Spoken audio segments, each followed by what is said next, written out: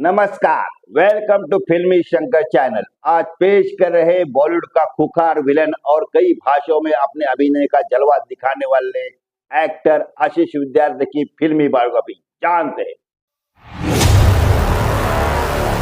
Actor आशीष विद्यार्थी ने अपने फिल्मी करियर में अब तक लगभग 250 से अधिक फिल्मों में काम किया है, जिनमें ढेरों सफल हिंदी फिल्मों के साथ साथ तमिल, कन्नड़, मलयालम, तेलुगु, बंगाली, अंग्रेजी, ओडिया और मराठी आदि भाषाओं की फिल्में भी शामिल हैं। आशीष विद्यार्थी का जन्म 19 जून 1962 को दिल्ली के करोल बाग में हुआ था। उनके पिता का नाम गोविंद विद्यार्थी है, जो कि मलयालम थिएटर के जाने माने आर्टिस्ट हुआ करते थे।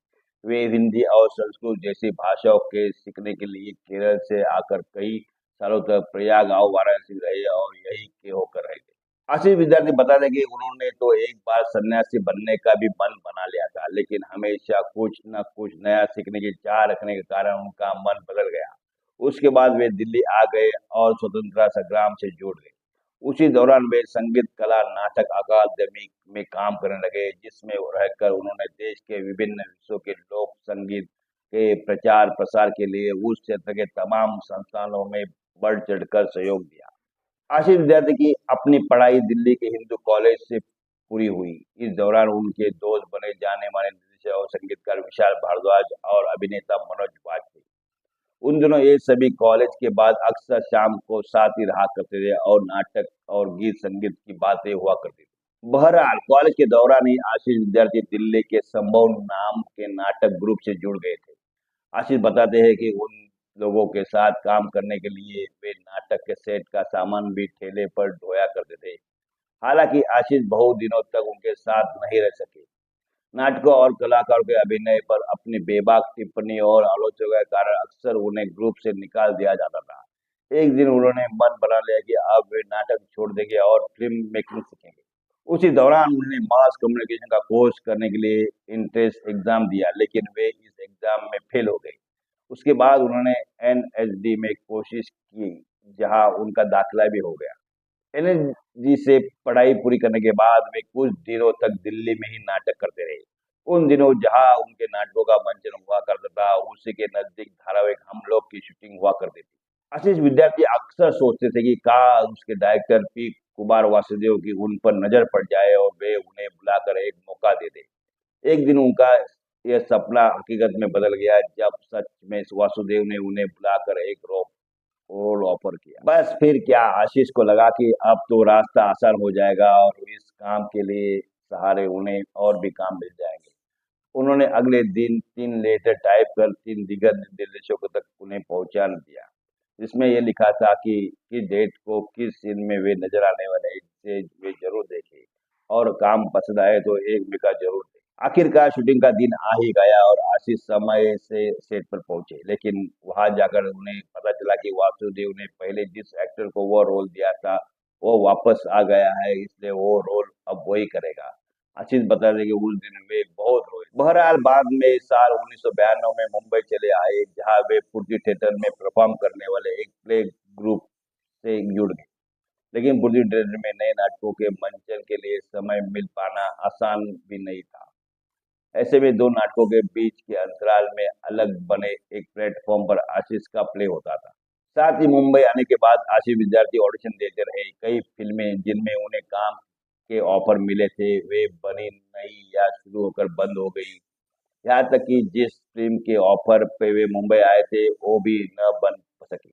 बड़े पर्दे पर आशीष विद्यार्थी ने अपने करियर की शुरुआत कन्नड़ फिल्म आनंद से की थी और टेलीविजन की बात करें तो उन्होंने दूरदर्शन पर प्रसारित हास्य धारावाहिक हम पंछी एक चाल के में काम किया था। हालांकि आशीष की एक हिंदी फीचर फिल्म सरदार पूरी हो चुकी थी, लेकिन अभी उसके रिलीज होने में वक्त था। खैर उसी दौरान उन्होंने विनोद चोपड़ा की 1942 ए लव स्टोरी और महेश भट्ट की नाजायज जैसी फिल्मों के लिए ऑडिशन दिया और सिलेक्ट कर गए। अपने उन ऑडिशन के बारे में आशीष विद्यार्थी बताते हैं कि मेरे लिए केतन मेहता और शहीद अख्तर मिर्जा ने चिट्ठी लिख कर दी थी और मैंने सरदार फिल्म में काम भी किया हुआ था। बावजूद इसके उस ऑडिशन के वक्त मैं कांप रहा था। खैर उसके बाद आशीष ने नाजायज फिल्म में काम पाने के लिए महेश भट्ट को भी ऑडिशन दिया था। साल 1994 में आशीष की 3 फिल्में रिलीज हुई थी, सरदार, 1940 लव स्टोरी और द्रोहकार। गोविंद निहलानी द्वारा निर्देशित फिल्म दो काल के लिए उन्हें सर्वश्रेष्ठ सहायक अभिनेता के रूप में राष्ट्रीय फिल्म पुरस्कार भी मिला था। इस सफलता के बाद आशीष विद्यार्थी के साथ एक बड़ा ही दिलचस्प वाकया हुआ था। हुआ ये कि जब आशीष के नेशनल अवार्ड का अनाउंसमेंट हुआ तो गोविंद निहलानी जी ने उनसे पार्टी करने की बात कही। आशीष ने एक इंटरव्यू में बताया था कि पैसे कम होने के कारण उन्होंने मुंबई के एक पॉपुलर चाइनीज रेस्टोरेंट में जाकर सिर्फ 3 सीटें बुक कराई। आशीष ने बताया था कि जब लोग आने शुरू हो गए और रेस्तरां की आधी जगह भर गई और मेरी चिंता बढ़ने लगी। लोग पार्टी एंजॉय कर रहे थे और मैं एक कोने में माथा पकड़े बैठा हुआ था। पार्टी के अंत में मैं गोविंद जी के पास गया और बोला, आज का पेमेंट आप कर दीजिए, मैं धीरे धीरे करके आपके पैसे चुका दूंगा। गोविंद जी ने उन्हें देखा और कहा, तुमसे किसने कहा इस बारे में चिंता करने के लिए? ये मेरी पार्टी है। गोविंद जी की इस बात को सुनकर आशीष टेंशन फ्री हुए और तब कहीं जाकर उन्होंने भरपेट मनपसंद खाना खाया। इस फिल्म के बाद आशीष की एक ऐसी रिलीज फिल्म हुई जिसके बाद तो उनके लिए फिल्मी दुनिया के सभी दरवाजे खुल गए। यह फिल्म थी इस रात की सुबह नहीं। साल 1996 में रिलीज हुई इस फिल्म में आशीष विद्यार्थी द्वारा निभाए रमन भाई के किरदार से उनकी एक्टिंग के सभी लोग कायल हो गए। आशीष खुद कहते हैं कि रमन भाई के किरदार ने उन्हें हिंदी सिनेमा में एक ऐसी पहचान दी। उसके बाद काम पाने के लिए उन्हें एक्टिंग करके दिखाने का सिलसिला बंद हो गया। इस फिल्म के बाद आशीष विद्यार्थी धीरे धीरे व्यस्त होते चले गए और फिर एक ऐसा दौर भी आया जब फिल्मों में पहले से तय उनके दृश्यों की संख्या भी बढ़ाई जाने लगी।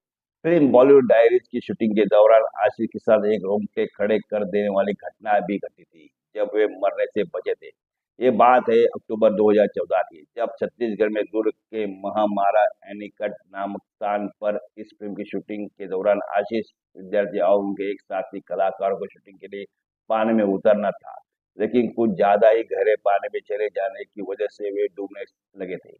तभी वही ड्यूटी पर तैनात विकास नाम के पुलिसकर्मी को कुछ गड़बड़ लगी और उन्हें तुरंत पानी में छलांग लगा दी और आशीष तथा उनके दोस्त को डूबने से बचा लिया। कहा जाता है कि ज्यादातर फिल्मों में विलेन की भूमिका निभाने की वजह से आशीष पर मौत के तकरीबन 180 से भी अधिक दृश्य फिल्माए जा चुके हैं। उनके डायरेक्टर परेशान हो जाते हैं कि अब इस फिल्म में उन्हें किस नए तरीके से मारा जाए। अच्छे विद्यार्थी अभिनेता होने के अलावा एक मोटिवेशनल स्पीकर भी है। वो लगातार लोगों के बीच अपने तजुर्बे शेयर करते रहते हैं। वे कहते हैं कि मैं लोगों को ये बताना चाहता हूँ कि एक अभिनेता अभिनय के अलावा भी कुछ अलग कुछ दिखला सकता है, वो बता सकता है। फिल्मों में आज भी लगातार सक्रिय रहने के साथ वह टेलीविजन शोज में भी समय समय पर नजर आते रहे, जिनमें ट्रक दिन दिन, दास्तान 24 और कहानीबाज आदि प्रमुख है। खबर है कि जल्दी वे कुछ वेब सीरीज में भी दिखाई देने वाले हैं। दोस्तों, आपको एक्टर आशीष विद्यार्थी की फिल्मी एक्टिंग जरूर पसंद आई होगी। ऐसे ही मनोरंजक वीडियो के लिए लाइक करें, शेयर करें और सब्सक्राइब करें। धन्यवाद।